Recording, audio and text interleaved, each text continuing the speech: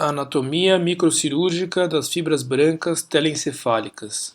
Aula apresentada por mim, Dr. Eduardo Carvalhal Ribas, no curso de Neuroanatomia e Técnica Neurocirúrgica da disciplina de Neurocirurgia do Hospital das Clínicas da Faculdade de Medicina da Universidade de São Paulo. Boa noite a todos, meu nome é Eduardo Carvalhal Ribas. Hoje eu vou apresentar a aula de anatomia das fibras brancas.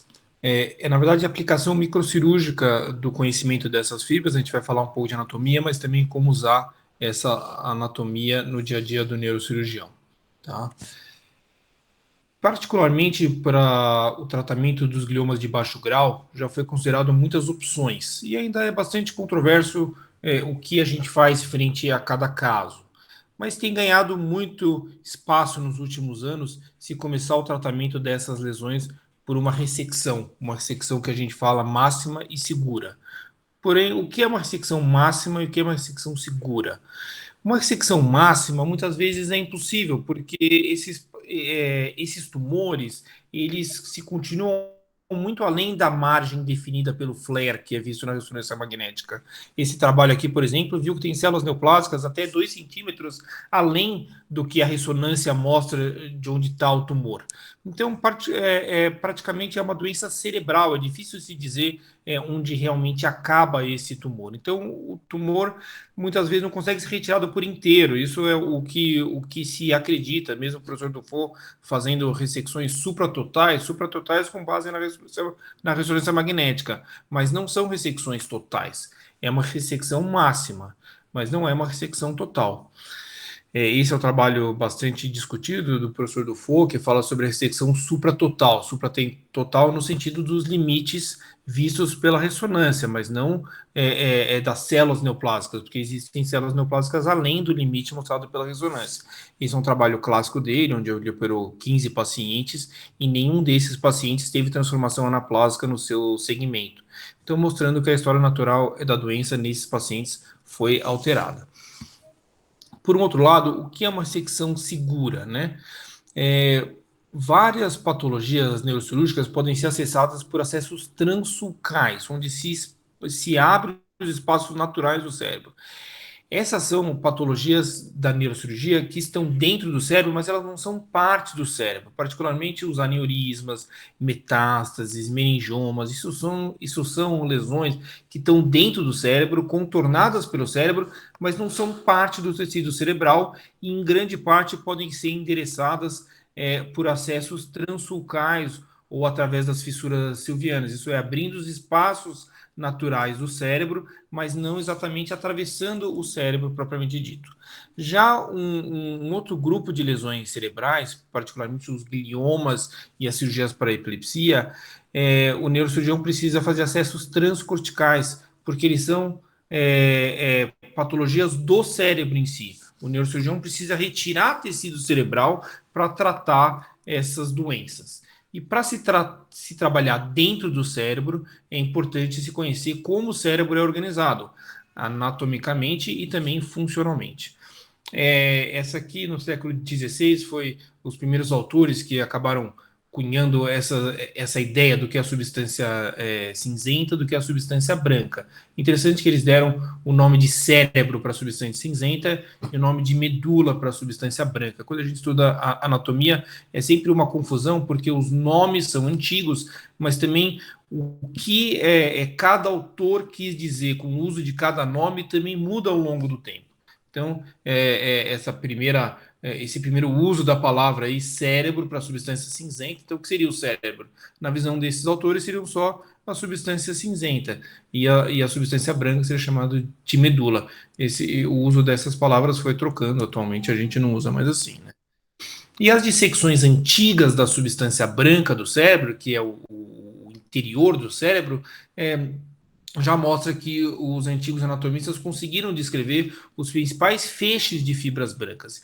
Isso mesmo antes da descoberta do formol. Então, aqui, algumas preparações antigas, ilustrações antigas. Então, aqui mostrando, por exemplo, as fibras arqueadas da ponte no século XVII,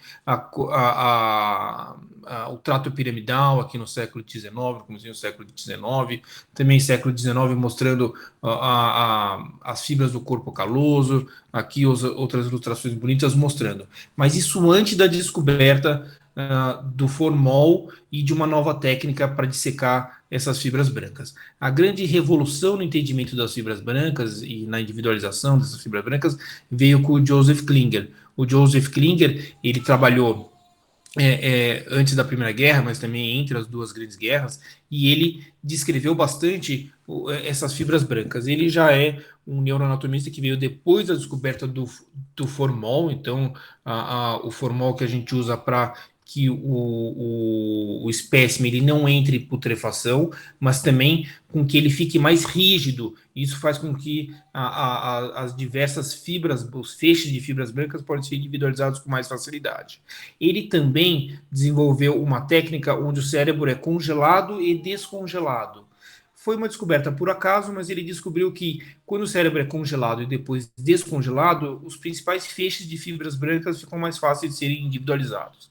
A gente acredita que a água fluida que entremeia os feixes de fibras brancas, quando congelada, a água no estado fluido se congela e vira no estado sólido, cristais de gelo. E esses cristais de gelo ocupam um espaço maior do que a água fluida. Então, os cristais de gelo naturalmente separam as fibras brancas entre si, ficando mais fácil do neuroanatomista, do neurocirurgião, ir lá e dissecar essas fibras e individualizar elas depois. Aqui umas preparações de Joseph Klinger, ele ia nessas exposições, exposição mundial de Paris, por exemplo, e levava os cérebros e mostrava como o cérebro era conectado entre si, algumas preparações dele. Agora, o que são as fibras brancas? Começou com Santiago Ramon e Cajal, que descreveu o que é o neurônio, unidade monofuncional do cérebro. O corpo neuronal que fica na substância cinzenta e depois o maior prolongamento dele, que é o axônio, já fica na substância branca. A substância ela ganha essa coloração esbranquiçada justamente pelo tecido adiposo que envelopa o axônio, que é os nódulos de mielina. Ele que confere a coloração esbranquiçada para a substância branca. Um neurônio se dirige a outro, isso vocês já conhecem, sendo que ele não encosta em outro neurônio, ele tem um espaço que chama fenda sináptica, onde tem exocitose de neurotransmissores, e assim uma informação de um neurônio acaba passando para o outro neurônio, informação, o estímulo, né? Como é uma rede bastante avantajada, é uma rede eletroquímica que se dispersa por todo o cérebro e é bastante avantajada. O conhecimento dessa rede também acabou influenciando no nosso entendimento de como o cérebro funciona. Tá? A história de como o cérebro funciona começa mais ou menos no século XIX, onde se existia duas ideias. Uma ideia de que todo o cérebro funcionava em conjunto para uma determinada função. Tá? Então, se você fosse mexer a mão ou a perna, por exemplo, todo o cérebro, pelo menos todo um hemisfério, ia trabalhar para você mexer aquela perna ou aquela mão. E em oposição tinha uma outra ideia, que é uma ideia mais localizacionista, onde o cérebro seria partido em diversas regiõezinhas e cada regiãozinha seria responsável por uma determinada função. O principal ciência dentro aí do localizacionismo foi a frenologia. Ganhou mais espaço no começo, hoje em dia não é mais totalmente aceita. Tá? Essas duas ideias foram vistas como erradas e progressivamente foi se caminhando para uma ideia intermediária, onde o cérebro seria organizado em regiões eloquentes e regiões não eloquentes. Tá? O que é uma região não eloquente? É uma região que pode ser perdida sem trazer um prejuízo funcional importante. Isso não quer dizer que é uma região inútil. Isso quer dizer que às vezes é uma região redundante, uma região que tem uma função que pode ser suprida por outra região de uma forma rápida. Então é dita uma região não eloquente, em oposição às regiões eloquentes, as regiões que não podem ser perdidas sem um prejuízo funcional. Mas essa organização, esse modelo teórico de organização funcional do cérebro, traz um dogma de uma organização funcional estática, onde que o cérebro não consegue se modificar. Tá? Então isso foi lentamente se alterando para uma ideia agora em redes dinâmicas que podem ser alteradas. Então, o cérebro é todo conectado e usa algumas conexões principais para se funcionar, mas ele pode dinamicamente ser alterado quais conexões ele vai usar. Não é que se cria novas conexões, mas se pode fazer com que conexões que não estavam sendo usadas comecem a ser usadas depois. Tá? Isso se chama plasticidade cerebral. Então, hoje em dia, para a gente entender como o cérebro funciona, a gente tem que ter um modelo conectivista ou um modelo odotópico, que vem dessa palavra grego, que vem topos de local e odos de estrada. Então, a gente tem que conhecer para que funciona cada local, mas também as estradas que estão conectando esses locais entre si, que são as fibras brancas. O Mesolan, que é um neurologista bastante conhecido, ele fez uma postulação, né? Ele postulou que para que a maioria das funções neurológicas funcionem e sejam entendidas, a gente precisaria ter pelo menos cinco redes funcionais dedicadas a uma determinada função. Por exemplo, uma rede dedicada ao conhecimento espacial, outra rede à linguagem, outra rede à memória e emoções, outra rede a funções executivas e working memory, e outra rede para reconhecimento de face e objetos. E as outras funções cerebrais poderiam ser fruto da interação dessas diferentes redes entre si. É uma postulação, é um modelo teórico, a gente não sabe se é verdade, mas é uma pessoa que descreveu. O grande professor Yassar Gil, todos os neurocirurgiões conhecem, ele teve a oportunidade de trabalhar e estudar sobre as preparações de Joseph Klinger. O professor Yassar Gil começou a sua carreira mais na Suíça, onde teve a oportunidade de conhecer esses espécimes e estudar por eles, então vendo como o cérebro era conectado entre si e sempre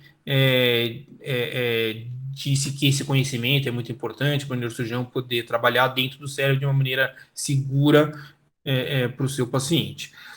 Depois essa técnica foi revisitada pelo um dos discípulos aí mais conhecidos do professor Yassagil, que é o professor Touré. O professor Touré veio com esse artigo no ano 2000, onde ele revisita essa técnica do Joseph Klinger, que tinha sido esquecida por mais ou menos 50 anos, e ele agora revisita essa técnica e como se fosse redescobre, né? Coloca uma luz nova sobre o conhecimento das fibras brancas e traz aí para o neurocirurgião, publicando no Neurosurgeon no ano 2000. É interessante que ele já consegue descrever todos os principais feixes de fibras brancas. Mais ou menos nessa época também está se desenvolvendo essa pesagem mais especial da ressonância magnética, que é a difusão. A difusão consegue ver a movimentação, o grau de movimentação das moléculas de água. E um aperfeiçoamento da difusão é o DTI, que é o tensor da difusão dessas moléculas. Você consegue ver não só se essas moléculas estão se mexendo mais ou menos, mas também qual é o trajeto preferencial, qual é a direção preferencial que essas moléculas estão se mexendo. E o que a gente imagina é que essas moléculas de água também entremeiam as fibras brancas e elas se movem preferencialmente paralelo às fibras brancas. Então, a tratografia ela faz o traçado da movimentação preferencial dessas moléculas de água. Como elas estão paralelas às fibras brancas, traçando as moléculas de água, a gente acaba traçando também os principais feixes de fibras brancas e trazendo essa imagem aqui, que chama tratografia, então um estudo em vivo desses principais feixes de fibras brancas. Como o neurocirurgião vai identificar essas fibras brancas durante a cirurgia, é um capítulo à parte, mas a gente vai mencionar um pouquinho. Tem diversas artimanhas que a gente pode usar, mas nada ganha do nosso conhecimento anatômico. A gente tem que saber onde ficam essas fibras brancas, onde ficam esses principais feixes de fibras brancas, e a gente entender que no nosso caminho da cirurgia, quais fibras a gente vai encontrar ou não. Também diversas artimanhas, diversas tecnologias que a gente pode usar, por exemplo, a neuronavegação, ultrassom intraoperatório e imagem intraoperatória podem trazer uma ideia de onde estão essas fibras brancas. Mas realmente a estimulação funcional por estimulação elétrica direta subcortical, né, em contato com essas fibras brancas, é tido como o padrão ouro atual para a gente reconhecer em que fibras a gente está encostando. Como a gente não consegue identificar anatomicamente que fibras são, a gente consegue funcionalmente saber qual função neurológica está sendo alterada e se eu estou em contato com aquela fibra ou não. Isso é um trabalho grande do professor Dufault, onde ele tentou colocar nesse chart aqui, onde que fibras brancas estão relacionadas a quais funções.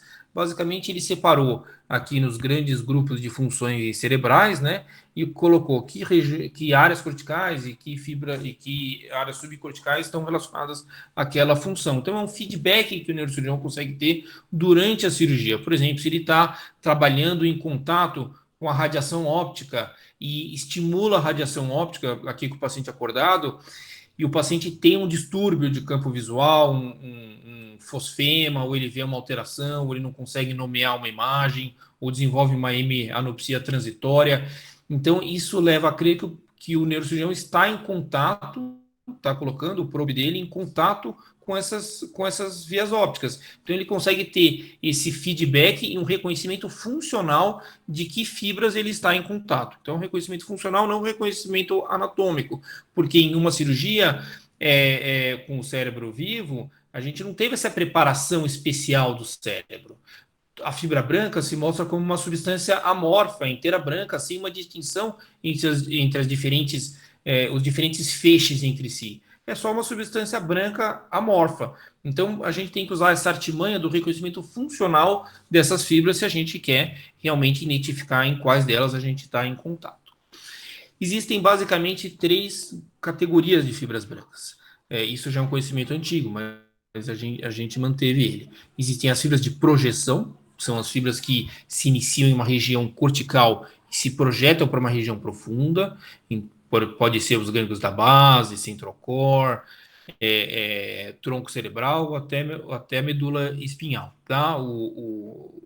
O exemplo maior aí das fibras de projeção é o trato piramidal. Depois as fibras comissurais, que são fibras que estão atravessando de um lado para o outro e interconectando os 2 hemisférios entre si. O principal representante é o corpo caloso, né? É dos mamíferos, o principal corpo caloso. E depois as fibras de associação. As fibras de associação são as fibras que estão interconectando regiões do mesmo hemisfério cerebral. Existem as fibras de associação curtas, também se chamam fibras de Arnold ou fibras em U, que estão logo abaixo da superfície cortical, e as fibras longas de associação, que estão conectando regiões mais longe de um mesmo hemisfério entre si, e a gente vai comentar eles. O principal representante, o fascículo arqueado, todo mundo conhece, mas tem outros também, e eles sim são o que se acredita atualmente os principais responsáveis pelas as funções neurológicas superiores. Como é organizado essas fibras brancas? Existe uma certa organização por distância. As fibras brancas que conectam regiões mais próximas entre si, elas são mais superficiais e estão logo e fazem essa forma em U. Por isso que elas chamam fibras em U ou fibras em Arnold. Fibras de Arnold, desculpa, foi descrito por ele pela primeira vez. Então, essas fibras em U são as mais superficiais e conectam as regiões mais próximas entre si, giros vizinhos, por exemplo. À medida que se vai mais profundamente, vai se reconhecendo as fibras mais longas, que começam a interconectar regiões mais longes entre si e até os lobos entre si. Esses são os feixes longos de associação. Também existe uma certa organização concêntrica, de forma que as fibras de associação são mais longe do centro, depois as fibras comissurais numa distância intermediária e mais no centro do cérebro as fibras de projeção. Tá? É uma ideia, porque não é exatamente assim. As fibras de projeção, elas vão chegar até a superfície, por exemplo, até o giro pré-central, né? O trato piramidal chega até o giro pré-central. As fibras calosas também chegam até o córtex, mas é uma certa organização que esse autor colocou. Tá? Então vamos começar dissecando essas fibras pela superfície lateral do cérebro, que é uma visão superolateral, onde vemos lobo frontal, parietal, temporal e occipital. E abrindo a fissura silviana, reconhecemos o quinto lobo cerebral, que é o lobo da ínsula. É interessante que a ínsula é a parte mais lateral de um bloco central de estruturas chamado central core. A gente já deu uma aula sobre isso. O central core ele é tradicionalmente estudado por esse corte axial. E nesse corte axial, a gente consegue ver que ele é organizado em camadas. Essa é a primeira região onde é fácil reconhecer a distinção dos principais feixes de fibras brancas, porque nessa região em especial, as fibras brancas elas estão separadas por esses agrupamentos de substância cinzenta.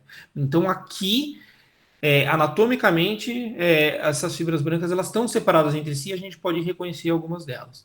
Tá? Aqui é dito que elas são as cápsulas, simplesmente porque ela tem essa ideia de que parece que está encapsulando esses agrupamentos de fibras de substância cinzenta. Não é uma realidade, ela não é uma cápsula, elas continuam para outras regiões. Mas esse nome é antigo, esse nome foi cunhado e acaba sendo usado até hoje.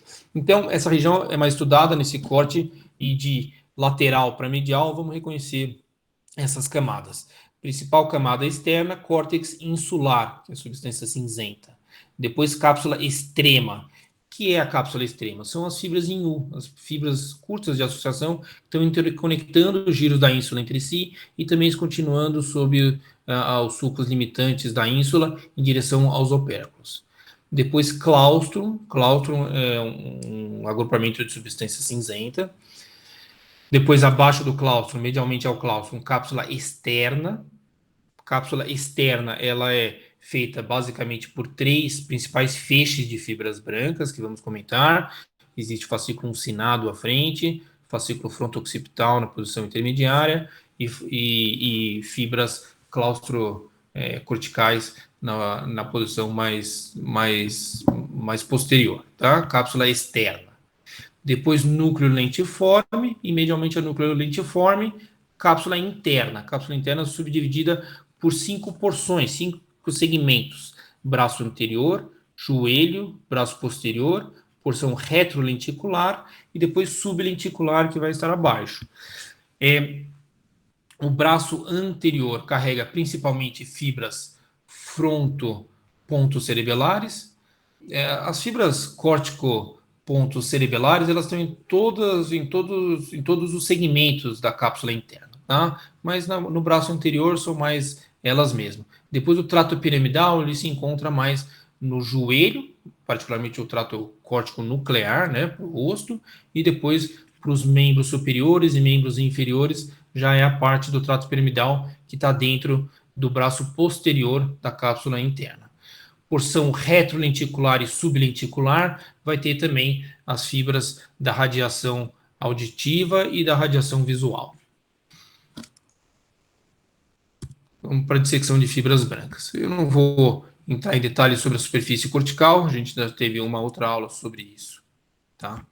Aqui um filme onde a gente fez a decorticação. O primeiro passo para se reconhecer a substância branca é, depois de preparar o cérebro congelando e descongelando, é você decorticar o cérebro, que é basicamente retirar a substância cinzenta sobre ele. Isso você faz com essa manobra de scratching, assim, raspando o cérebro mesmo, com esse dissector, pode ser com uma espátula de língua, de madeira, onde você tira a substância cinzenta. Essa é a decorticação. E o que vai sobrar é a substância branca. Tá? Então a gente fala que o cérebro fica decorticado, fica sem o seu córtex, e tudo que a gente vê nessa foto aqui é a substância branca. E conseguimos ver que na profundidade dos sulcos se encontram essas fibras em U. São as fibras curtas de associação que estão interconectando os giros adjacentes entre si. Está em todo o cérebro é conectado por essas fibras curtas. Tá? Então, essa é a primeira camada subcortical. Essa aqui é uma foto mais magnificada dessas fibras em U, para vocês verem de onde que ela ganhou esse nome, porque realmente tem essa conformação em U. E o sulco estaria exatamente dentro desse U. Tá? À medida que se prossegue essa dissecção mais profundamente, eles começam a ver fibras com um comprimento maior interconectando regiões mais distantes, até que a gente começa a reconhecer os principais feixes de fibras brancas. Tá? Esse é um feixe de fibra branca chamado SLF, Superior Longitudinal Fascicle, fascículo longitudinal superior. Ele é quem vai abrigar o fascículo arqueado. Antigamente se usava esses termos de uma forma quase que intercambiável. Fascículo arqueado era fascículo longitudinal superior. Hoje em dia isso foi mais estudado e esses nomes não são mais intercambiáveis, são ideias diferentes.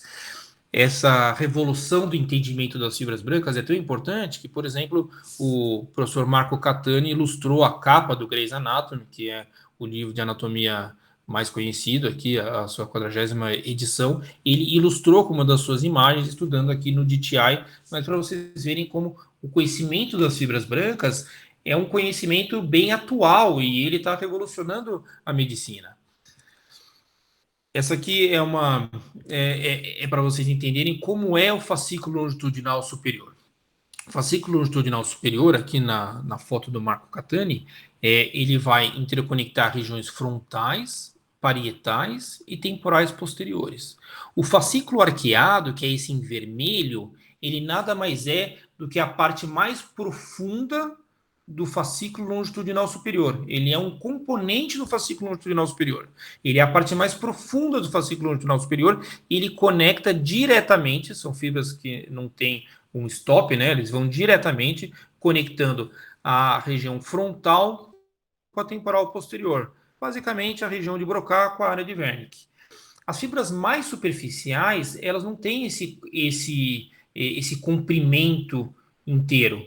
Então, eles são divididos em dois segmentos indiretos, que fazem um relay no lobo parietal, tá?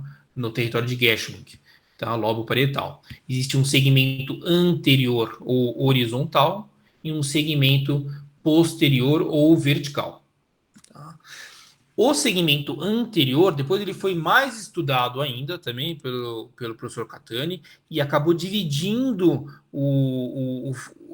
essa parte anterior horizontal em três componentes, SLF 1, 2 e 3, que ficam basicamente sob os giros frontais superior, médio e inferior. Então, o que está abaixo do giro frontal superior, médio e inferior é o fascículo longitudinal superior 1, 2 e 3, respectivamente.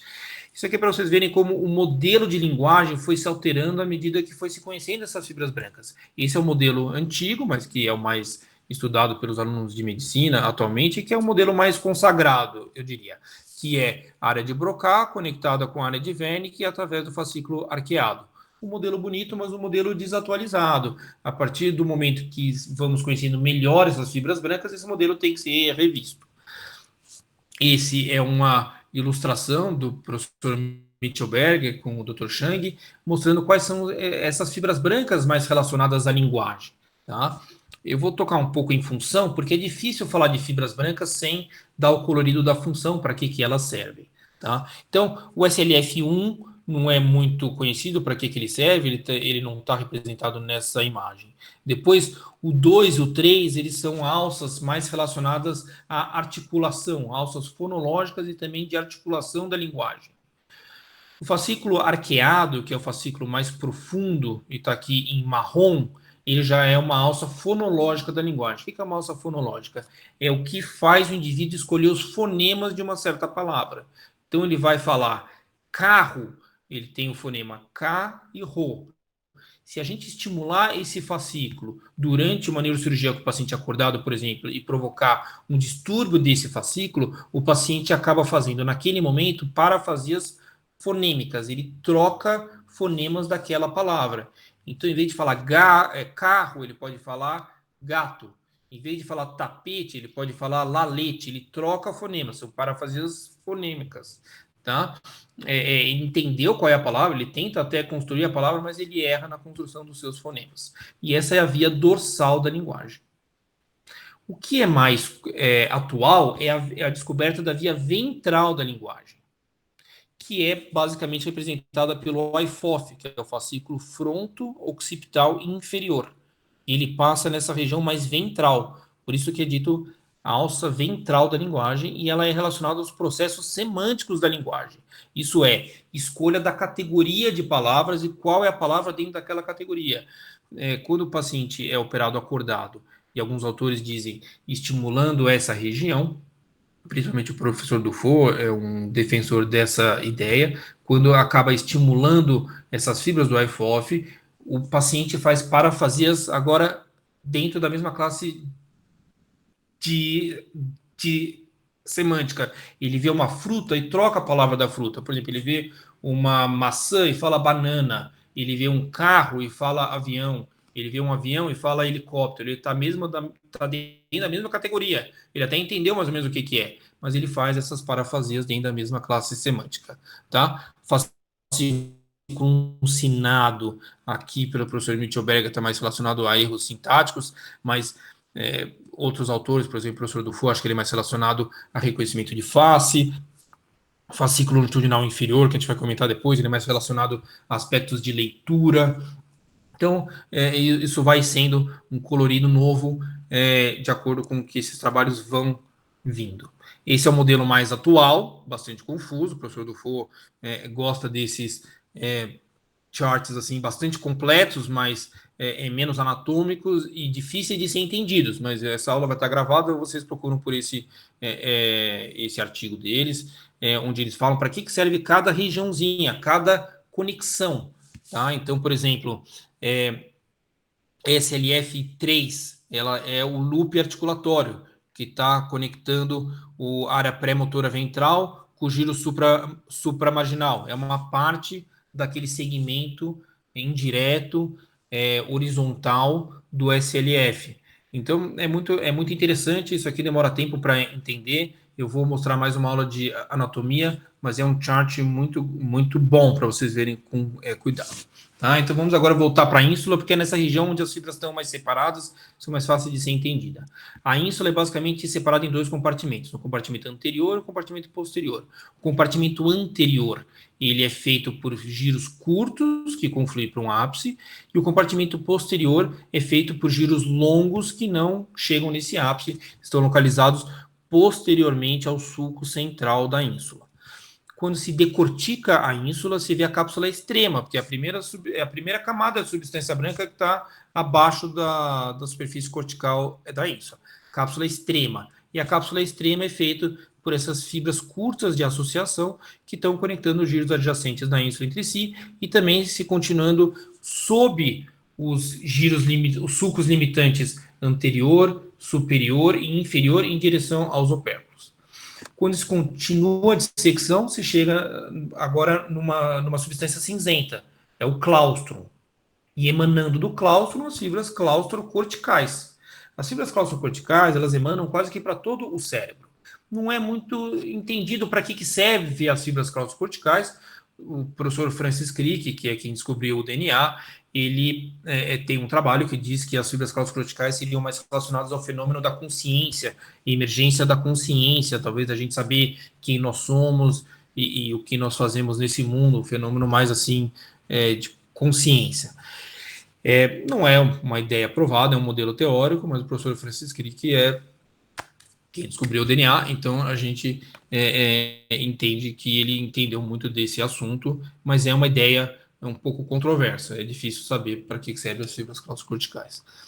Depois, mais anteriormente, fibras do IFOF, fascículo fronto, occipital e inferior, IFOF. O professor Ian Sargil não gosta do nome IFOF, ele gosta do nome fascículo occipitofrontal, porque a informação parece que vem de posterior para anterior. Eu não gosto do nome IFOF, ele gosta do nome occipitofrontal. Eu digo isso porque a anatomia também tem essa confusão. Diferentes grupos usam diferentes nomes para as mesmas estruturas. E tem essa controvérsia. Às vezes você vai ler um artigo, usa um nome que você não está habituado, por isso que eu estou deixando os dois aqui para vocês entenderem. Tá? O fascículo occipitofrontal é o mesmo que o fascículo IFOF. Tá? O fascículo fronto-occipital inferior. E ele é relacionado a essa alça semântica da linguagem. Anterior a ele, fascículo uncinado. O fascículo uncinado está colocando em conexão a superfície fronto-orbitária com o polo temporal. E essas três fibras, e ele é relacionado ao Picture Naming Task. Se você está operando o paciente acordado e você mostra para ele figuras conhecidas, de rostos conhecidos, por exemplo, a pessoa pode não reconhecer aquela pessoa quando esse fascículo está sendo estimulado. Tá? Essas três fibras, elas fazem tanto a parte mais profunda da cápsula extrema, quanto também a cápsula externa, porque elas estão superficial e profundamente ao claustro. Então, elas fazem parte das duas cápsulas, cápsula externa e cápsula extrema e externa. Tá? E elas estão nessa organização anteroposterior. O mais anterior é o fascículo uncinado, depois o IFOF e depois fibras claustrocorticais mais para trás. Quando se retira as fibras claustrocorticais, a gente vê o putame, está logo abaixo, e quando se retira agora as fibras do IFOF, a gente vê as fibras com uma direção diferente. Essas fibras elas estão vindo de um lado para o outro. E como as fibras elas estão interconectando regiões, o mais importante é da onde ela vem para onde ela chega, é a direção dela. E essas fibras estão vindo de um hemisfério para o outro. Então são fibras comissurais. Se as fibras estão indo de um hemisfério para o outro, são fibras comissurais. Essa aqui é a extensão mais lateral da comissura anterior. A comissura anterior ela passa por baixo do lentiforme e depois se abre em direção ao lobo temporal. E ela vai interconectar os dois lobos temporais entre si, um de cada lado, tá? Aqui o putamen. Se retirarmos o putamen, vemos o globo pálido e podemos ver aqui como as fibras da comissura anterior passam nesse polo ventral do globo pálido. Esse polo ventral do globo pálido, aqui ela não faz nenhuma conexão, nenhuma sinapse, é um túnel. E esse túnel foi descrito pelo Gratiolet, pelo Louis-Pierre Gratiolet, que foi um neoanatomista francês, muito conhecido, de Montpellier, e ele descreveu esse caminho. Então, é o canal de Gratiolet. O canal de Gratiolet é onde passa essa extensão lateral da comissura anterior, ele está no polo ventral ou anterior inferior do globo pálido. Se retira o globo pálido, aí já vemos toda a cápsula interna, que está medialmente ao lentiforme, a cápsula interna. Então, essas fibras com essa disposição radial é a cápsula interna. E a cápsula interna é basicamente feita por fibras de projeção. Tá? Principalmente, o mais conhecido é o trato piramidal, mas tem todas as fibras córtico-pontos cerebelares, por exemplo, estão dentro da cápsula interna também. E a cápsula interna é o nome para essas fibras de projeção que se encontra dentro do central core. Então, quando é visto essas fibras de projeção dentro do central core, ela ganha o nome de cápsula interna. Mas essas fibras, elas se continuam para o resto do cérebro e já ganhando um outro nome, de coroa radiada. Mas são as mesmas fibras, basicamente. Mas dentro do central core elas são chamadas de cápsula interna, fora do central core elas são chamadas de coroa radiada. Tá? Tudo isso é a cápsula interna. A parte mais anterior é o braço anterior, depois joelho, braço posterior, porção retrolenticular e porção sublenticular. Agora vamos ver com atenção essa região aqui. Essa região aqui é a cabeça do lentiforme aqui. Então, aqui é a parte mais anterior do putamen. Essa substância cinzenta aqui é putamen. E vocês vão ver que medialmente nessa região não tem cápsula interna. Então, a substância cinzenta do putamen dessa região vai se misturar com a substância cinzenta da cabeça do caudado, que está medialmente à cápsula interna. Mas nessa região, por não ter cápsula interna, as duas substâncias cinzentas do putamen e do núcleo caudado, elas se fundem, formando um núcleo chamado núcleo accumbens. Tá? Aqui pelo asterisco. Então, vocês podem ver que nessa região não tem cápsula interna. Essa região está anterior e inferior à comissura anterior. Também é chamado de striatum ventral. Por quê? Putamen mais núcleo caudado é o corpo estriatal, é o striatum. Como é numa região ventral, striatum ventral. Aqui uma visão mais de longe para vocês verem o que dentro do central core é chamado de cápsula interna, se continua para fora do central core como coroa radiada. Essas fibras mais retrolenticulares e sublenticulares majoritariamente são a radiação óptica, porque elas se dirigem à fissura calcarina. Então, são fibras geniculocalcarinas. São a radiação óptica. E elas fazem, elas têm três feixes, de acordo onde vão terminar dentro da fissura calcarina. Mas esse feixe mais inferior, ele faz primeiro essa alça dentro do lobo temporal, para depois acabar no lábio inferior da fissura calcarina. Essa aqui é a alça de Mayer. E é por isso que cirurgias endereçadas para o lobo temporal podem sim levar a déficit de campo visual, porque o neurocirurgião vai entrar em contato com a alça de Mayer. Então, lobectomias temporais, quanto mais posteriores elas forem, mais elas vão colocar em risco as fibras da radiação visual, as fibras da alça de Mayer. Tá? Esse aqui é um artigo muito bonito, feito pelo Richard Paraga. O Richard Paraga fez ele é um boliviano, um neurocirurgião boliviano, fez um estágio aqui longo com o professor Evandro e o professor Guilherme Carvalho Ribas e publicou esse artigo muito bonito sobre a radiação visual, a radiação óptica. E aqui vocês conseguem ver esses três feixes, esses três segmentos da radiação óptica.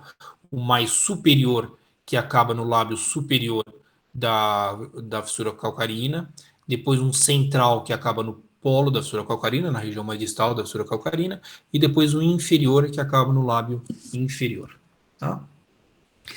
Profundamente as fibras geniculocalcarinas, profundamente as fibras visuais. A gente vê agora fibras brancas como organização mais vertical.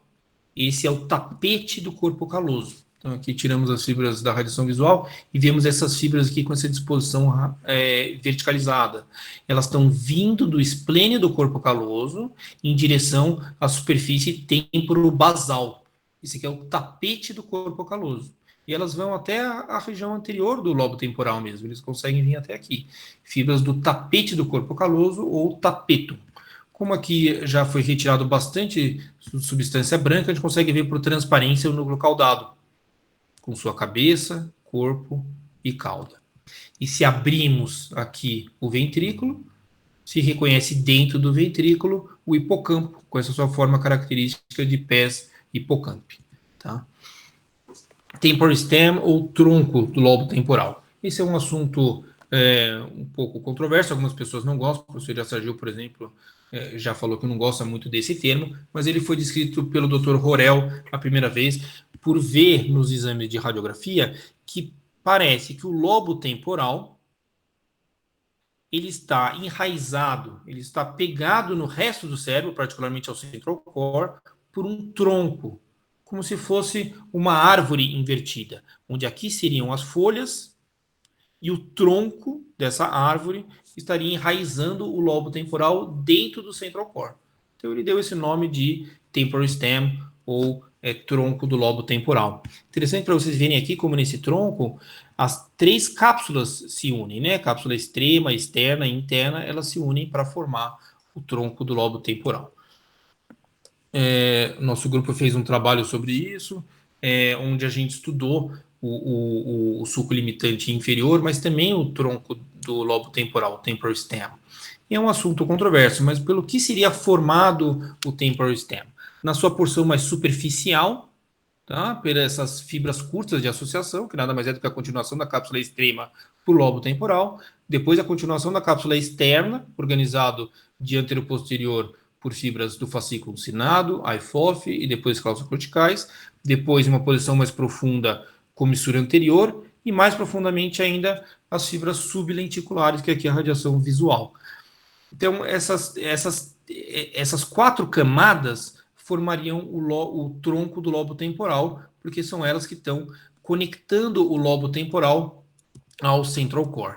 Isso aqui do nosso artigo também, mostrando também a posição dessas fibras. Se o neurocirurgião fizer um corte no sulco limitante inferior, e esse corte começar no límen e for até 1,5 cm posterior, que fibras vão ser cruzadas pelo neurocirurgião? Então, esse artigo ele serve para isso, para que vocês entendam que fibras vão estar sendo cruzadas à medida que o corte do neurocirurgião em direção ao tronco temporal, né, do ventrículo lateral, com mais posterior ele se dirige, mais sob risco ele coloca essas outras fibras. Isso é um artigo que vocês podem procurar também. Mas anteriormente vão estar as fibras do fascículo cinado, depois em uma posição intermediária, fibras do IFOF, comissura anterior, e depois já a radiação visual. E quanto mais posterior você for, mais lesão das fibras da radiação visual você vai cruzar.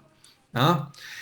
Um outro conceito é o sagittal stratum. O sagittal stratum é nessa região mais posterior, particularmente lateral ao átrio ventricular. Aqui todas essas fibras também vão se continuar, mas aqui vão ser agrupadas em um stratum, como se fosse um sanduíche, uma sequência, uma estratigrafia, porque são várias camadas de substância branca. Tá? Esse aqui é uma imagem que eu preparei para o livro dos residentes do Hospital das Clínicas. Acho que deve ser publicado nos próximos meses, anos, mas seria nessa região aqui, nesse imbricamento todas essas fibras, que seria o tal do sagittal stratum. Então, basicamente, é lateral ao átrio ventricular. Aqui todas essas fibras vão estar organizadas. A gente está preparando um artigo sobre isso também, depois eu divido com vocês. Mas é uma ideia anatômica onde todas essas fibras vão estar organizadas em camadas. Sagittal stratum, ou estrato sagital. Tá? Vamos para uma dissecção medial. Aqui o cérebro visto na sua porção medial, a gente consegue ver o lobo límbico. O lobo límbico basicamente feito por dois Cs. Um C externo, cortical, que é feito pelo giro paripocampal, que se continua com o giro do cíngulo. Esse é o C externo do lobo límbico, ou C cortical. E depois um C interno, porque dentro do giro paripocampal vai ter amígdala, hipocampo, e o hipocampo continua com o fórnix, que acaba no corpo mamilar. Esse é o C interno do lobo límbico, ou C subcortical do lobo límbico. Por que ele chama lobo límbico? Porque ele fica ao redor, à margem do central core. Ele está abraçando o central core, particularmente o tálamo, e é por isso que ele é chamado de lobo límbico. Nessa preparação a gente deixou soltinho aqui o lobo límbico. Então, região septal, giro do cíngulo, istmo do giro do cíngulo, que é esse estreitamento, e depois giro para hipocampal. Isso é o C externo, o C cortical do lobo límbico. Se a gente pega e vira ao contrário, a gente consegue ver o que está dentro do giro para hipocampal, que é basicamente a amígdala, hipocampo, e emanando do hipocampo o fórnix. Essa é a visão mais magnificada. Esse é o C interno do lobo límbico, ou C subcortical. Tem a amígdala, à frente da cabeça do hipocampo, depois do hipocampo tem sua cabeça, corpo e cauda, e o hipocampo ele é branco porque em sua superfície estão as suas fibras brancas, é chamado de alvéolos porque ele é branquinho, e as suas fibras brancas se coletam e formam o fórnix, dividido, ele é separado, ele começa como uma fímbria, que é bastante delgado, depois crura, corpo e colunas do fórnice. E o fórnice ele se divide que nem uma forquilha, em uma porção pré-comissural e pós-comissural. Por quê? Porque dentro dessa forquilha tem a comissura anterior, parte mais central, roliça e condensada das fibras da comissura anterior, passa dentro dessa forquilha. E por isso o fórnice é dividido em uma parte pré-comissural, que é anterior, e pós-comissural, que é posterior. E a pós-comissural é a mais desenvolvida. A pré-comissural, que vai para a região septal, é bastante pouco desenvolvida, e a parte pós-comissural, que é mais desenvolvida, vai acabar nos corpos mamilares. E por que tem esse buraco? Porque é o lobo límbico, ele está ao limbo, ele está ao redor do quê? Ao redor do tálamo. O tálamo que estaria nesse espaço aqui, tá? Então, o fórnice está abraçando o tálamo. Essa é uma visão superior, onde a gente está destacando, então, esse C interno do tálamo. Esse aqui é todo o central core, e a parte mais medial do central core é o tálamo, que é essa região ovoide aqui. E aqui, com essas espátulas, a gente está abrindo a fissura coroideia. A fissura coroideia é o espaço natural que existe entre tálamo e fórnice. Então, as espátulas aqui estão com o fórnice alargando a fissura coroideia. Se aberta na sua região mais superior, chega no teto do terceiro ventrículo. Se aberto na sua região mais posterior, chega na glândula pineal, e se aberto na sua região mais inferior, chega na cisterna ambiens. Isso para vocês verem como o lobo límbico ele está simplesmente montado sobre o tálamo, tá? Como o fórnice propriamente dito aqui tá montado. Aqui é o hipocampo, continuando com o fórnice. Também alguns neuratomistas gostam do nome de formação hipocampal. Formação hipocampal seria o hipocampo junto com o fórnice. Formação hipocampal. E à frente do hipocampo, a amígdala. A amígdala já é uma estrutura límbica, mas também nessa região temporal mesial, e está sobre a cabeça do hipocampo. Sobre e também medialmente. Essa aqui é a minha preparação do meu colega, Khan Yagmuruglu, a gente fez estágio juntos, e ele me cedeu essa imagem para te mostrar em algumas aulas. Ele conseguiu dissecar essa parte mais interna do lobo límbico, onde eu vou mostrar uma circuitaria muito interessante. Então aqui a gente vê a região septal, imediatamente à frente, desculpa, aqui, ó, imediatamente à frente da comissura anterior, a gente vê a região septal, depois giro do cíngulo, istmo do giro do cíngulo, giro para giro para hipocampal, se dobra sobre si mesmo, fazendo essa forma de anzol, que é o uncus. Se dissecarmos o giro do cíngulo, a gente vê que tem fibras dentro do giro do cíngulo, que são fibras do cingulum. Eles estão dentro do giro do cíngulo e dentro do giro hipocampal também. É o cingulum. Essa aqui é um outro estágio da dissecção, onde ele dissecou também o hipocampo. Então, vendo aqui o hipocampo e o fórnice que emana do hipocampo. Tá? E o fórnice emana do hipocampo e vai acabar no corpo mamilar. Do corpo mamilar vai nascer as fibras do fascículo mamilotalâmico, ou fascículo de Wick-Dazier. Ele vem do corpo mamilar até a parte mais anterior do tálamo. E depois a radiação talâmica dessa região anterior do tálamo vai para o giro do cíngulo. E depois acaba no cingulum, que acaba no giro parahipocampal, que acaba no hipocampo, que vem para o fórnice, que vai para a coluna do fórnice, região pós-comissural, corpo mamilar, trato mamilotalâmico, região anterior do tálamo, radiação talâmica, cíngulo, cingulum, hipocampo, fórnice, corpo mamilar, trato mamilotalâmico, parte anterior do tálamo, radiação talâmica, cingulum de novo. Isso é um circuito descrito pela primeira vez pelo James Papez, onde ele acreditava que esse circuito, que ganhou o nome dele, circuito de Papez, era relacionado à função das emoções. Isso depois foi bastante desenvolvido pelo Paul MacLean, teoria do cérebro triuno e tudo mais, fazendo com que isso seria relacionado às emoções. Hoje em dia já se acredita que essa circuitaria seja relacionada à nossa função de guardar as memórias recentes. Tá? Então, o circuito de Papez atualmente é visto com essa função. Essa aqui é uma outra imagem que eu preparei para o nosso livro, e aqui mostrando essas fibras mais mediais. Então, o cingulum, trato o mamilotalâmico e o fórnice, tudo mais. Vou deixar para vocês também. Terceiro ventrículo. O terceiro ventrículo é uma região interessante onde a gente pode ver diversas fibras brancas. O terceiro ventrículo é essa cavidade mediana que fica entre os dois tálamos. Essa aqui é uma visão mediana para a gente ver o terceiro ventrículo e ver alguma das suas principais fibras brancas. O teto do terceiro ventrículo é feito por diversas camadas, tem uma aula sobre isso, mas também pelo fórnice. Ele se encontra no teto do terceiro ventrículo. O fórnice ele vai se curvar à frente do terceiro ventrículo e fazer essa abertura da fissura coroideia, que é o forame de Monro. Tá? Então, o corpo do ventrículo passa acima do forame de Monro e depois ele vira os pilares ou coluna do fórnice, que vai acabar no corpo mamilar.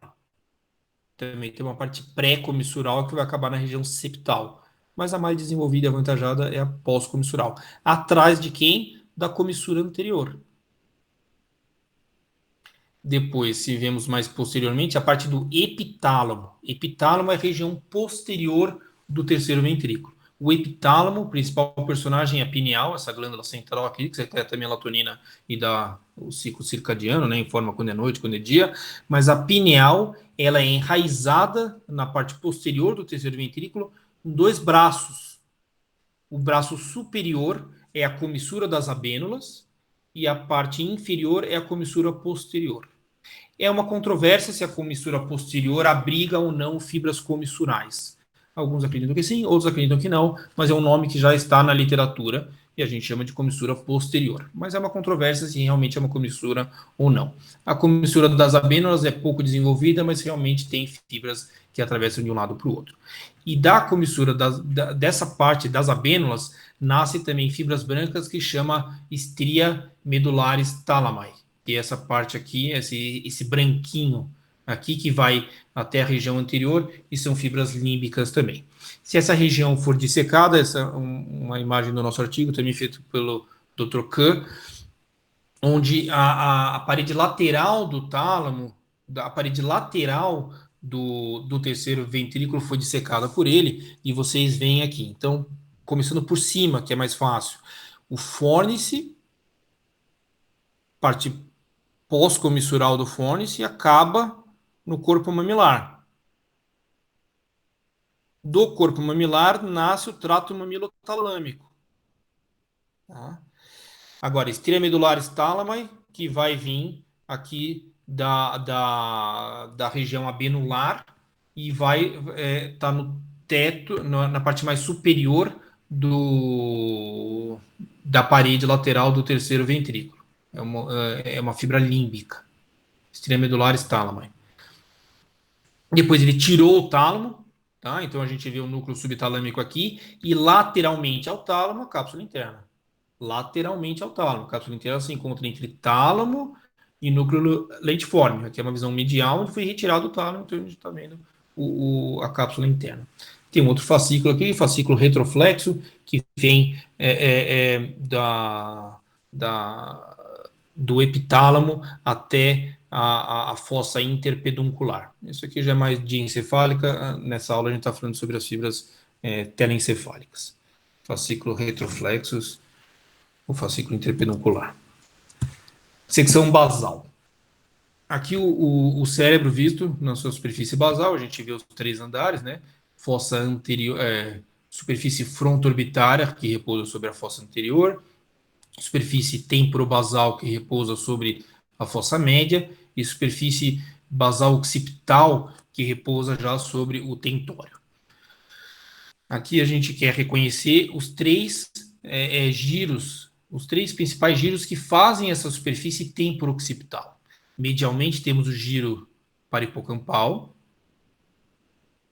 e aqui o uncus, ele se dobrando sobre si mesmo, e lateralmente temos o giro temporal inferior, que se continua com o occipital inferior. Eles mudam de nome quando passam por essa lombadinha aqui, que é a incisura pré-occipital. Pré-occipital porque está à frente do lobo occipital. Então, a frente dela é lobo temporal, então giro temporal inferior. Atrás dela é giro occipital, então giro occipital inferior.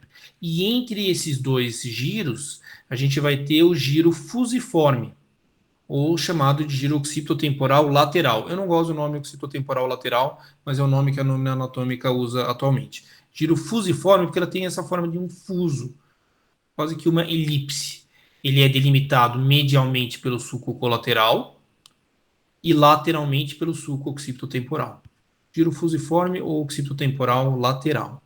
E essa região aqui, giro lingual ou giro occipitotemporal medial. Eu também prefiro o nome giro lingual. Tá? Vamos agora fazer uma dissecção de fibras brancas dessa região, e é possível ver que dentro do giro fusiforme existe esse fascículo longitudinal porque está no eixo longitudinal do cérebro, e é inferior porque é uma superfície basal. Então esse é o fascículo longitudinal inferior. O fascículo longitudinal inferior, ele é o core, ele é o centro do giro fusiforme. E a sua parte mais posterior, no hemisfério dominante, é relacionado à habilidade de leitura. Se estimulado durante uma cirurgia, o paciente perde essa capacidade de ler transitoriamente, né? Se for uma neurocirurgia com o paciente acordado, tá? Aqui uma visão medial, mas para vocês verem aqui como o fascículo longitudinal inferior ele se encontra dentro do giro fusiforme.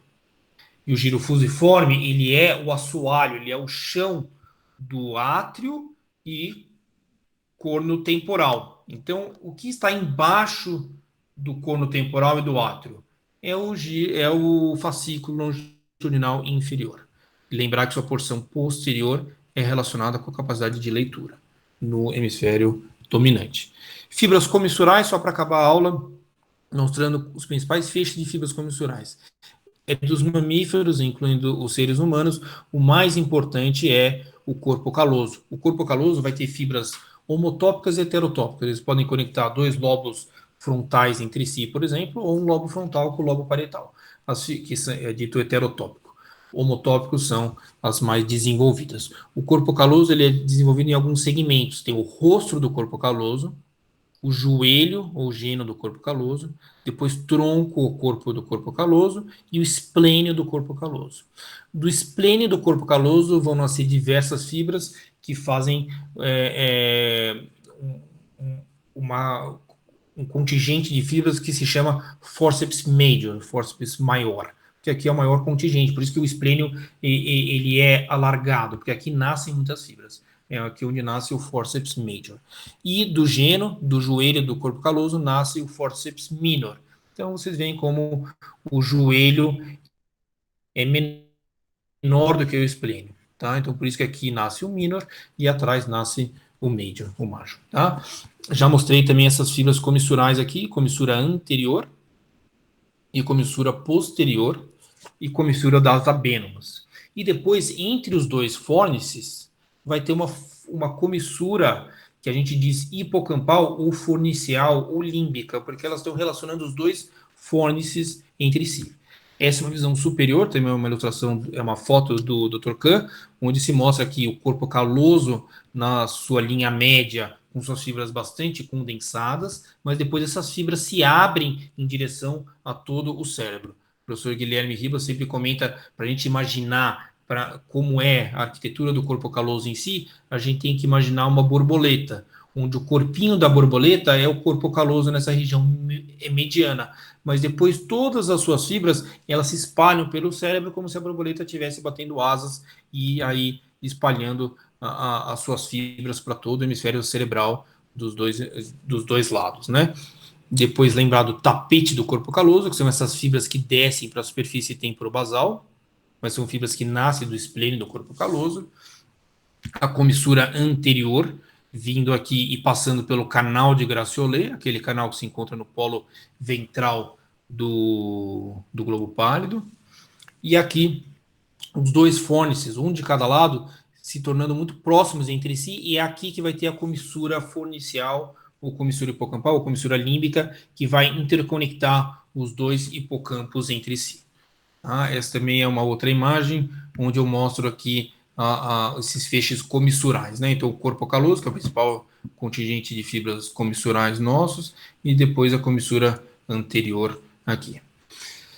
Bom, gente, obrigado. Eu sei que é uma aula longa, mas eu queria mostrar os principais feixes de fibras brancas. Existem outros feixes de fibras brancas telencefálicos também, alguns mais controversos, mas não passíveis de serem reconhecidos idealmente na dissecção. Existem alguns feixes de fibras brancas que são melhores reconhecidos na tratografia, e a gente pode ter uma aula sobre isso. Eu vou convidar algum neuroradiologista para falar sobre tratografia e correlacionar com essas fibras brancas. A gente procura alguém. Bom, se alguém tiver alguma dúvida, deixa eu parar a apresentação. Juliana quer fazer uma pergunta. Olha, Oi, Leila, tudo bem? tudo bem? Eu assisti a maior parte da sua aula, cheguei um pouco atrasada, que eu estava numa cirurgia de urgência. Obrigado. Mas achei a aula excelente, assim. Eu já conheço a maioria dessas fotos, né? Porque é sempre bom relembrar. E o que eu queria te perguntar, Ribas, é quanto você tem usado na prática hoje em dia o DTI ou a tratografia nas cirurgias de tumores, de gliomas? Eu acho que tem as duas coisas, tem a questão de pesquisa e a questão prática, né? A gente, como gosta de pesquisa, é do HC e tudo, a gente sempre quer estar atualizado e sempre pensando para o que aquilo serve e sempre fazendo estudos e sempre estar na vanguarda do conhecimento. Mas a verdade é que quem está habituado com as fibras brancas, ele sabe mais ou menos onde as fibras brancas vão estar. E em uma neurocirurgia você consegue entender onde estão essas fibras, onde não estão, porque tem uma variação interpessoal pequena. Enquanto o córtex tem uma variação maior entre as diferentes pessoas, a substância branca não tem uma variação. mas os tumores, as lesões que ocupam espaço, podem deslocar essas fibras brancas ou até machucar essas fibras brancas, infiltrar as fibras brancas. Eu acho que, particularmente para os tumores, é interessante. Os tumores podem deslocar essas fibras, e se você for usar alguma neurofisiologia, pode ser que o paciente dormindo ou acordado, você entendendo para onde estão essas fibras brancas e para onde elas estão deslocadas, você pode fazer a sua estimulação com mais praticidade, com mais eficácia. Você já sabe mais ou menos onde essas fibras vão estar e estimular elas com um conhecimento a mais, né? Você não fica perdido e estimulando. Eu acho que não é uma coisa assim essencial. Acho que se você não tiver uma tratografia, ainda dá para, com certeza, fazer um trabalho bem feito. Mas é um conhecimento útil. Acho que se você quer usar neurofisiologia, ou mesmo que você não tenha neurofisiologia, mas queira poupar essas fibras e não está, talvez, habituado a entender para onde elas podem estar deslocadas, eu acho que é um artifício bom, inócuo, né? O paciente já vai ser submetido a uma ressonância na maioria das vezes, e é um conhecimento a mais. Acho que é um pós-processamento, né? Muitas vezes consegue até fazer depois. Na verdade, se você tem disponível, né? Por que não usar? Por que não usar? É que alguns neurocirurgiões ficam pensando, mas eu moro numa cidade pequena, eu não tenho isso. Se consegue, com certeza, fazer um trabalho bem feito sem essas tecnologias mais avançadas.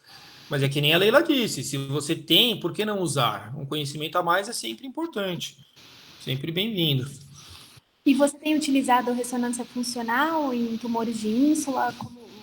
Então, a ressonância funcional a gente usa muito para lateralizar a linguagem. Acho que isso realmente é uma coisa muito útil da ressonância funcional, principalmente em um canhoto, que existe uma chance maior da área do hemisfério dominante ser o direito. Eu acho que dá para usar para isso a ressonância funcional mesmo. Também ela pode ser usada para você estimular o paciente com mais praticidade.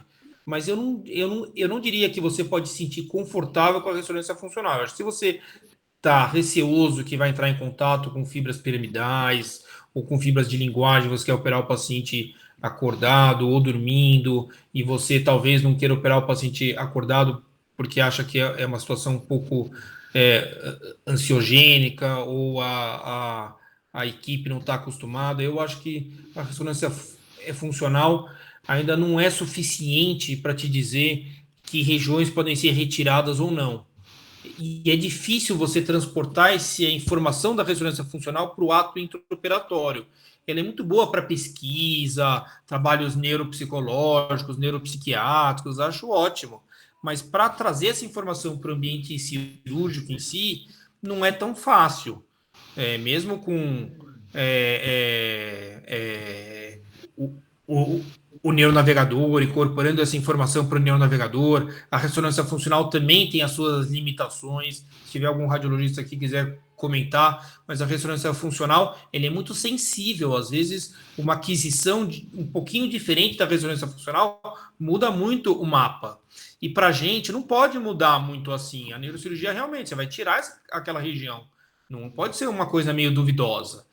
Então, eu acho que é uma coisa que está ainda desenvolvendo, acho que tem um futuro grande, mas eu acho que ainda não é suficiente. Agora, é um exame a mais. Eu acho que se você tem disponível, por que não usar também, mas não se contenha com ele. Eu gosto de neurofisiologia, é uma coisa que me deixa mais confortável em operar. Esse realmente é um custo a mais, a maioria dos ambientes a gente não tem a neurofisiologia, né? Mesmo no hospital das clínicas a gente não tem. Em todas as nossas salas a gente tem algumas por dia, né? Alguns profissionais que a gente pode pedir para ajudarem a gente, mas não é uma coisa tão acessível assim, né? E eu entendo que pelo Brasil inteiro vai ter menos ainda. Mas é um artifício muito bom se você quer estimular córtex e fibras. Pode ser que o paciente dormindo ou acordado, dependendo da função neurocognitiva que você quer avaliar. Mas eu acho que ela é mais vantajoso do que a tratografia e a ressonância funcional. Mas se você puder usar os três, use os três. Aí é só uma questão de dinheiro e acesso. Acho que o Clemar apareceu aí, ó. Tem gente escrevendo algumas perguntas, Neila. Pergunta, doutor Clemar? Catarine. É o conceito do istmo cerebral, é na hora de reconhecer ele nas peças, Catarina. O conceito do istmo cerebral é interessante, ele basicamente é a junção das três cápsulas. As três cápsulas dentro do Central Core, elas estão muito próximas, elas estão separadas entre si pelos agrupamentos de substância cinzenta, que é o claustro, o lentiforme e o tálamo. Mas fora do Central Core, essas três cápsulas elas se juntam e formam esse istmo cerebral. O Juliano aqui. Cadáver fresco ou formalizado permite a técnica de melhor resultado. A gente sempre, o professor Houghton, né, Leila, ele dizia, para você ter uma boa foto, tudo começa com um bom cadáver. Você tem que ter acesso a um bom cadáver para produzir boas fotos. Você tem que ter tudo bom. Você tem que ter um cadáver bom, um laboratório bom, um conhecimento bom, muito tempo, uma máquina fotográfica boa. Tudo tem que ser bom para sair com essas fotos maravilhosas aí que o professor Houghton teve todos esses anos. E começa com um cadáver bom. Então, o cadáver fresco é melhor porque você vai ter todas as condições de tratar daquele cadáver, você vai formalizar, você vai fazer com que ele seja idealmente formalizado, idealmente congelado e tudo mais. Quando você, por exemplo, importa um cadáver formalizado, muitas vezes ele não vem bom, ele vem formalizado de uma técnica ruim. Então, se você quer realmente ter uma neuroanatomia de qualidade para tirar fotos, você precisa de um cadáver fresco. Mas é que a questão, né, Ribas, eu acho que ele precisa ser formalizado, mas o quanto antes, e numa boa técnica, né? Acho que, porque quando a gente pega os cérebros frescos do serviço de verificação de óbito, por exemplo, porque não são cadáveres formalizados, e a gente usa o formol, mas ele não é perfundido no formol, não fica uma dissecção tão boa, né? Isso mesmo. O formol, ele é usado para diversas coisas, mas acho que o grande maior uso é para que as peças não entrem em putrefação, em decomposição. E as fibras brancas, elas ficam putrefeitas, elas ficam amolecidas se fica um tempo fresco sem ser formalizado. Muitas vezes o cadáver, a pessoa morre, né, e fica esperando ser reclamado o cadáver por muitas horas, às vezes 2, 3 dias, e aquele cérebro não se torna bom para dissecção de fibras brancas. Você quer conseguir ele o quanto antes, formalizar o quanto antes e depois congelar ele. E isso é uma coisa, eu lembro até a chegada do CAN no laboratório do professor Houghton mudou algumas coisas, porque por mais que eles formalizassem e faziam a técnica de Klinger, eles continuavam mantendo os cadáveres no álcool 70%, né? Isso. E aí, mas a qualidade da dissecção não ficava tão boa quando era... No formol, né? Quando eram armazenados no formol. Então, isso foi uma coisa que realmente mudou. Essa é uma pergunta técnica, né? Acho que quem quiser trabalhar em laboratório mesmo deveria acompanhar um laboratório. Não sei se o Juliano tem acesso, mas é sempre ótimo. A Caterine, ela postou fotos no Instagram também, acho que o Dr. Férez foi lá, organizou o laboratório deles. Acho que é sempre bom vocês pedirem para os serviços de residência ter um laboratório, mesmo que pequeno, para dissecar, né? Algumas coisas. Porque esse conhecimento tridimensional das fibras brancas, você só aprende dissecando o cérebro mesmo. É uma coisa que você pode ler quantos artigos você quiser, você não vai conseguir entender essa organização. Mas às vezes com 2, 3 cérebros você já consegue ter uma ideia muito boa dessa organização dessas fibras. Até ele fez uma pergunta técnica aqui, né? Mas eu acho assim, a qualidade dos cadáveres que a gente via lá no Houghton, acho que a gente nunca viu aqui no Brasil, né? No sentido, não sei se mas da questão de preservação e tudo mais, porque eles eram muito bem preparados, né?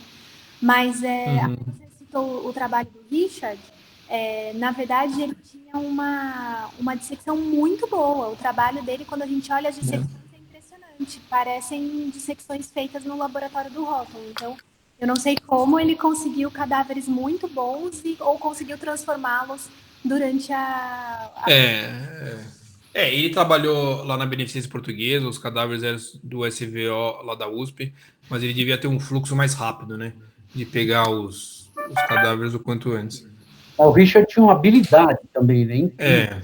Além disso, Leonardo da Vinci da dissecção. O cara é É. muito bom mesmo e de Parece- muito tempo também. Todo mundo que vê um trabalho desses, a primeira coisa que você fala, imagina quanto tempo esse colega demorou para fazer isso. Porque realmente Porcelana. é uma dissecção habilidosa, além do talento, tem o tempo, né? Ninguém consegue disso de uma hora para outra. É uma pessoa muito dedicada mesmo. Ribas, e as peças dele lá da BP se perderam. Não dá para preservar essas peças. A dissecção de fibras brancas tem esse inconveniente mesmo. Aliás, qualquer dissecção é assim.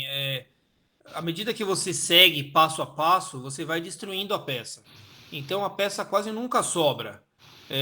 Todo mundo pergunta pra gente, onde estão essas peças? Não, essas peças elas se foram, porque cada estágio da dissecção, por isso que você tira a foto é uma lembrança, o passado passou. E é interessante, né? Aqui tem, acho que vários alunos ou residentes que talvez seja interessante saber, porque eu não sabia isso quando eu fui para o laboratório do professor Otton. Muitos cadáveres, eles são doação, então eles ficam por 2 anos no laboratório e após 2 anos a família tem direito a reaver o que restou, né, para fazer o memorial da pessoa e tudo mais. Então, existe uma cultura muito diferente da nossa, no sentido de que são pessoas que foram doadas, né, para o estudo. Doutor Vitor Nespoli. Alguma dúvida, Vitor? Fazer que nem o Dr. Wayne, né, que vai pegando no pé de vocês aí. Tudo bem, Dr. Ribas? Eu sou meio tímido, eu não fico pegando muito no pé, mas se quiser ter alguma dúvida, Vitor, já. Não, eu vi a aula, excelente, como sempre, Dr. Ribas. Agradeço a oportunidade. Obrigado, gente.